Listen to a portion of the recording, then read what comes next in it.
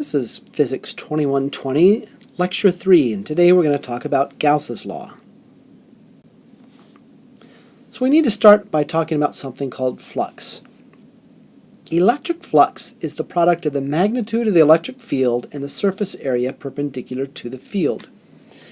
We use the variable phi for flux. So phi sub e is the electric flux, and it's the electric field times the area it's going through. The electric flux is proportional to the number of electric field lines penetrating a surface. Now, the field lines can make some angle with the surface also. If that's true, then the electric flux is the product of the electric field times the area times the cosine of the angle between them. The cosine of the angle assures that we only consider the part of the flux that is normal or piercing the surface. We don't care about the part of the electric field that goes along the surface. So the flux is going to be at a maximum when the surface is perpendicular to the field. And the flux is zero when the surface is parallel to the field. If the field varies over the surface, then that equation, phi is equal to Ea cosine theta, is valid for only a small element of the area, and to figure out the total flux we'd need to integrate. So, in that more general case, let's look at this small element of area. So, the amount of flux through this small little area here is the electric field here times the magnitude of this little bit of area, so however big that is, times the cosine and the angle between them. Now remember that the dot product, the definition of the dot product is the magnitude of one vector times the magnitude of the second vector times the cosine of the angle between them. So if I wanted to know the flux through this whole surface, I would need to add up. I would break this up into other small little squares and add it up. And in the limit, as we let delta A get smaller and smaller, the flux is the integral of E dot dA, where we integrate over the surface that we're interested in. So the surface integral means the integral must be evaluated over the surface in question. So in general, the value of the flux will depend both on the field pattern and on the surface. And the units of electric flux are Newton meters squared per Coulomb squared. Now let's look at the electric flux through a closed surface. So the vectors delta A point in all sorts of different directions. In this case, let's consider maybe this uniform electric field. I can look at these different places. So square number 1, the electric field is off in this direction, but delta A is normal to the surface. So I only care about the electric field that's normal, so I take Ea times the cosine of the angle between them. So at point 2 here, the electric field might be right along the surface, and A is perpendicular to it, so the dot product is going to give us 0. The cosine is 90 degrees. Or in this case, over here in 3, A might point in one direction, E might point in the other direction. By convention, delta A always points out of the surface. So again, looking at these, number 1, the field lines are crossing the surface from the inside to the outside. So theta is less than 90 degrees, and the flux is positive. At 2, the field line is just grazing the surface. Theta is equal to 0, so there's no flux going through the surface at that point. And at 3, the field lines are crossing from the surface from the outside to the inside. So theta is in between 90 and 180 degrees, and the amount of flux is negative. Flux is positive if I have field lines coming out of the surface, negative going into the surface. So the net flux to the surface is going to be proportional to the net number of lines leaving the surface. This is the net number of lines, It's the number of lines leaving the surface minus the number entering the surface.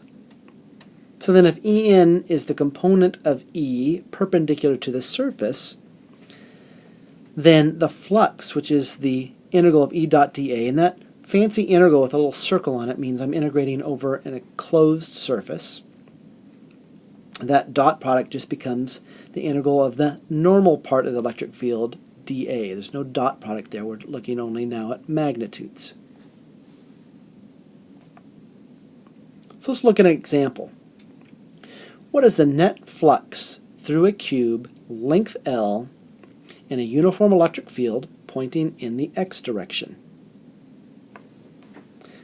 So I've got 6 surfaces here that we're going to need to worry about. The front, the back, the top, the bottom, the left side, and the right side. And each of them, dA is going to point in different directions, and we'll have to do the integral over each surface. So let's start with surface 1, the right face. So the flux through surface 1 is the integral over that surface of E dot dA1. Now what is dA1? It's a little element of area. And so in this case it's on the YZ plane, and so it's going to be however wide it is, delta dy, however high it is, dz, and dA points normal to the surface and out, and so in this case it's going to point in the x direction. So let's plug this in. We're integrating over the surface of E in the x direction, dotted with dy dz in the x direction. Well, we know that x hat dot x hat, they're unit vectors, they're parallel to each other, so it's going to be 1, magnitude of 1. And that goes away. E is constant. It comes out of the integral. And my surface integral, which is just integrating over y and z, so I'm integrating over surface 1, where y goes from 0 to L, and z goes from 0 to L. So the answer for each of those integrals L, so the flux going through surface 1 is EL squared. Alright, so let's look at another one, the top face. We start off as before. The flux going through surface 2 is the integral over that surface of E dot dA2. And in this case, dA2 is varying in the x and z direction, so it's a little dx, a little dy, and it points in the y direction. So I plug this in integral. It's E in the x direction, dotted with dx dz in the y direction. Now in this case we remember that x dot y is equal to 0. Therefore that whole integral immediately goes to 0. So the front face. Again, now we're looking at this face. So we have E dot dA3. We look at what is dA3. In this case, dA3, it varies in the x and y direction. So its magnitude is dx dy, and the direction points out, so that's pointing in the z direction. So when I plug that in an integral, it's E in the x, dotted with dx dy in the z direction, and x dot z is equal to 0, so I also get 0 for the front face. Now what about the bottom and back faces? Well, dA along the back side, so dx and dy vary on that surface, but it points in the minus z direction. And so when we do x dot z, we're going to get 0. And of course, on the bottom, we get something similar also. It points in the minus y direction. So we see that the flux through surface 4 and surface 5 is 0. We can complete this by looking at surface 6, the left face. So flux through 6 is E dot dA sub 6, or dA sub 6 is dy dz, and it's in the minus x direction. So we plug that in, x dot x again is 1, so it's minus e times the integral of dy from 0 to L and dz from 0 to L, which is minus EL squared. So the total flux through this cube is EL squared plus 0 plus 0 plus 0 plus 0 minus EL squared, so the total flux is 0. So Gauss's law is an expression of the general relationship between the net electric flux through a closed surface and the charge enclosed by the surface. The closed surface is often called a Gaussian surface, and Gauss's law is fundamental when studying electric fields, so we have to understand this. Let's look at this. Let's say I've got a positive point charge Q is located at the center of a sphere of radius r. The magnitude of the electric field everywhere on the surface of the sphere is kq over r squared. The field lines are directed radially outward and are perpendicular to the surface at every point. So when we look at the flux, the integral of E dot dA, the dot product becomes 1 because they're parallel to each other. E is constant, it comes out of the integral, and I end up with just the integral of dA over the surface, which is just the total surface area. So the net flux through the Gaussian surface, the sphere of radius r, we know E is kq over r squared, and the area of a sphere is 4 pi r squared. So multiplying those together, we get 4 pi kq, and that's equal to q divided by epsilon naught. The net flux through any closed surface surrounding a point charge q is given by q over epsilon naught. And it turns out it's independent of the shape of the surface. So the net electric flux through a closed surface that surrounds no charge we saw was 0, no matter what the electric field is.